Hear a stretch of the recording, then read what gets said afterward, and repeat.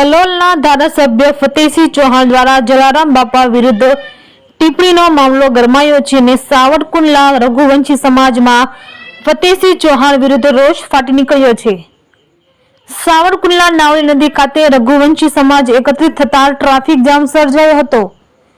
રઘુવંશી લોહાણા સમાજ દ્વારા મામલતદાર કચેરી ખાતે સૂત્રોચ્ચાર કરાયા હતા।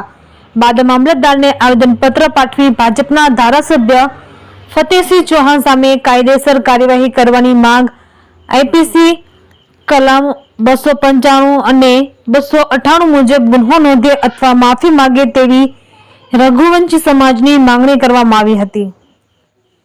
રિપોર્ટર યોગેશ ઉનડકટ, સાવરકુંડલા। સમાજમાં રોષની લાગણી છે અને ધારાસભ્ય સામે કયા સેક્શન મુજબ તમે બધી આવેદનપત્ર પાઠવ્યું છે?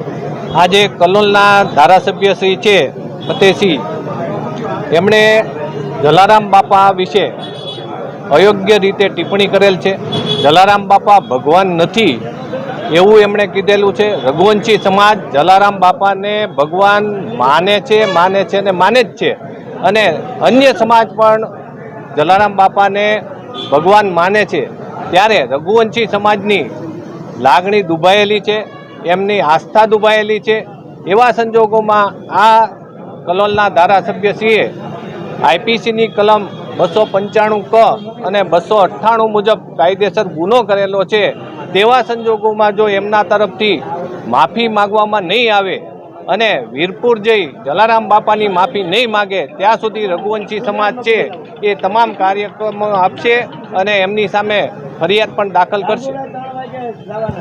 આજે ધારાસભ્ય ફતેહસિંહ જે બોલ્યા એના વિરુદ્ધમાં આવેદનપત્ર પાઠવ્યું, શું વાત એવી છે? વાત કરો।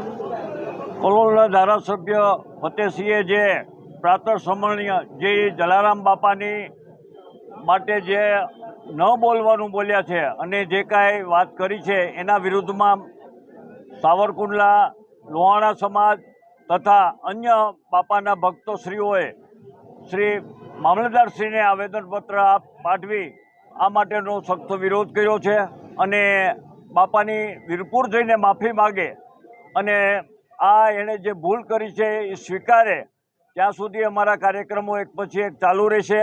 આ માટેનું અમે સખ્ત શબ્દોમાં જે વાત એણે કરી છે એને વખોડી કાઢીએ છીએ।